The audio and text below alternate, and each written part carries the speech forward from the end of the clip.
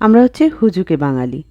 যতদিন প্রচণ্ড গরম ছিল ততদিন নিমপাতা, উচ্ছে, সজনা ডাঁটা, লাউ, কুমড়ো যে যা পেরেছি শুধু সবজিই খেয়েছি বেশি বেশি।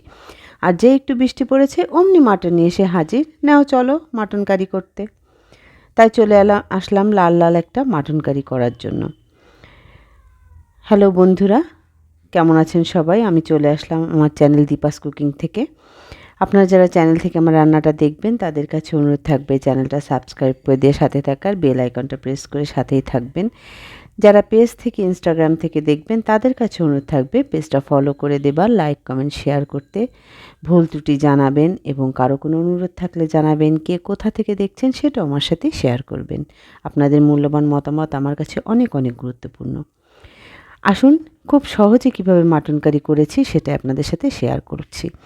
প্রথমে মাটনটা আমি প্রেসারে সেদ্ধ করে নিয়েছি। মাটনটা একটু হলুদ আর একটু লবণ দিয়ে 3টা সিটি দিয়ে নিয়েছি। সিটিটা আমি পুরোটা ঠান্ডা হতে দেইনি, তার আগে সিটিটা খুলে মাটনটা রেখে দিয়েছি। এবার আমি মশলাগুলো দিয়ে কষিয়ে নেব। হাতে কম সময় থাকলে এভাবে মাটনটা রান্না করলে সময় অনেক বেঁচে যায়, স্বাদও ভীষণ ভালো হয়। 1 কাপ মতো পেঁয়াজ কুচি দিয়ে নিয়েছি তেল গরম করে। পেঁয়াজটা একটু নেড়ে চেড়ে দিয়ে দিয়েছি বেশ কয়েকটা চুই ঝাল তো অনেকেই চিনেন।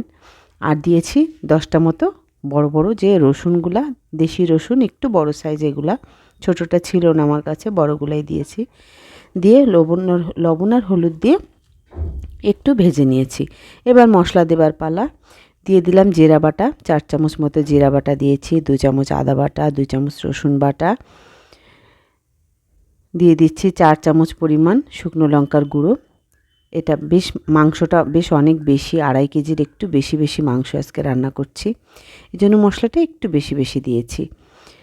আমি কেজি প্রতি 1 চামচ করে মশলাই দিই বেশিরভাগই, কিন্তু ঝালটা আজকে একটু বেশি দিয়েছি কারণ আমি চাচ্ছিলাম একটু ঝাল ঝাল স্পাইসি মাটন কারিটা করতে। যাই হোক, সব কিছু পরিমাণ মতো দিয়ে দিলাম। দিয়ে এবার মশলাটা খুব সুন্দর করে কষিয়ে নিতে হবে। মাংসটা আমার সেদ্ধ করাই আছে, 80% কুক করা আছে। আমার জাস্ট এখন চুই ঝাল রসুনটা সেদ্ধ হলেই হয়ে যায়। আর একটু তেল দিয়ে নিচ্ছি মশলাটার ভিতরে। দিয়ে মশলাটা খুব ভালো করে তেল ছেড়ে যাওয়া পর্যন্ত কষিয়ে নেব। পরিমাণ মতো হলুদ দিয়ে দিলাম। আমার মাংসে ঠিক যতটা পরিমাণ লাগবে সেটা আমি এখনই দিয়ে দিলাম। আর নিয়েছি 2টা বড় বড় লাল লাল, একদম লাল টুকটুকে টমেটো কুচি করে। টমেটোটাও মশলার সাথে এবার খুব ভালো করে কষিয়ে নেব। মশলাটা ভালোভাবে কষিয়ে নিতে হবে। আর এবারে এই যে সিদ্ধ মাংসটা দেখুন এভাবে রেখেছি, মাংসটা সেদ্ধ করেই রেখেছি। আর এই যে স্টকটা, এটাও আমি রেখে দেব। আমার ঝোলের কাজে স্টকটাই আমি ইউজ করব। স্টকটা আমি ফেলে দিইনি। এবার মাংসটা মশলার ভিতরে দিয়ে খুব ভালো করে আবারও কষিয়ে নেব। মশলাটা মাংসের ভিতরে খুব ভালোভাবে মিশে যাবে। মিডিয়াম লো ফ্লেমে এভাবেই আমি অনেকক্ষণ কষাতে থাকব। আমার মাংস সেদ্ধ হওয়ার কোনো টেনশান নেই, জাস্ট রসুনটা চুই ঝালটা সেদ্ধ হলেই মাংসটা ওকে হয়ে যাবে। এই জন্য আমি যতটা পারছি মশলার ভেতরেই মাংসটা রাখার চেষ্টা করছি, যে ভালোভাবে কষিয়ে তারপরে যে স্টকটা আছে ওটাই আমি ইউজ করব। মাংসের পরিমাণে লবণটা দিয়ে দিলাম। আমি সেদ্ধর সময় খুব কম লবণ দিয়েছিলাম। লবণ হলুদ দিলেও চলে, না দিলেও চলে সেদ্ধর সময়, যেহেতু আলাদা করে সেদ্ধ করে নিয়েছি। আমি একটু দিয়েছিলাম, এখন বাকিটা দিয়ে দিলাম। এভাবে দেখুন সুন্দর করে মাংসটা মিডিয়াম লো ফ্লেমে কষাতে থাকবো। যখন তেলটা ছেড়ে আসবে মাংসটার গায়ে দিয়ে, তখনই আমি এই স্টকটা এর ভিতরে দিয়ে দিচ্ছি। মাংস সেদ্ধ করার যে জলটা আর কি, সেটা আমি এবার মাংসের ভিতরে দিয়ে দিচ্ছি। দেখুন খুব বেশি গ্রেভি আমার লাগবে না, কারণ একটু গ্রেভি থাকবে রান্নার শেষে, কিন্তু এখন খুব বেশি ঝোল আমি দিব না কারণ মাংসটা আমার সেদ্ধ হয়ে আছে। জাস্ট স্টকটুকু দিলেই হয়ে যাবে। আমি 2 কাপ মতো জল দিয়ে মাংসটা সেদ্ধ করে নিয়েছিলাম, সেই স্টকটাই এখানে ইউজ করলাম। কয়েকটা শুকনো লঙ্কা ছিঁড়ে দিয়ে দিয়েছি।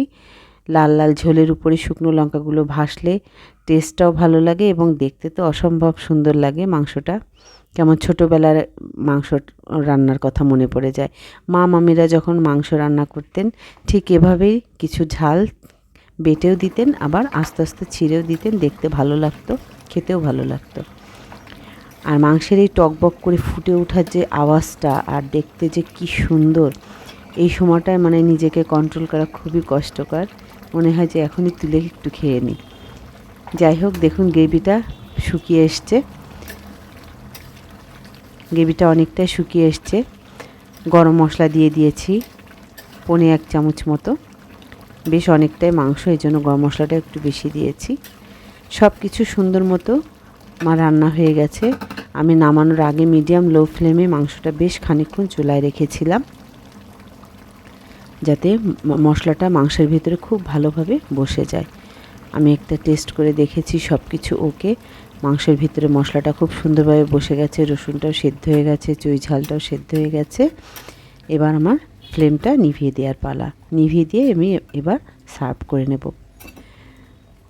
সবসময় মাটন কষা না খেয়ে মাঝে মাঝে এরকম একটু লাল লাল ঝোল করে খেতেও কিন্তু বেশ ভালো লাগে। খুব বেশি ঝোল কিন্তু নেই, তারপরে একটু গ্রেভি ছিল। আমরা সচরাচর মাংসটা ভুনাই খাই, খাসির মাংসটা। যাই হোক, সবাই রান্না করে খাবেন, কার কেমন লাগলো জানাবেন। হাতে কম সময় থাকলে এভাবে মাংসটা রান্না করলে অনেক সময় বেঁচে যায় এবং খেতেও ভীষণ মজার হয়। দেখা হবে পরের কোনো ভিডিওতে। সবাই ভালো থাকবেন।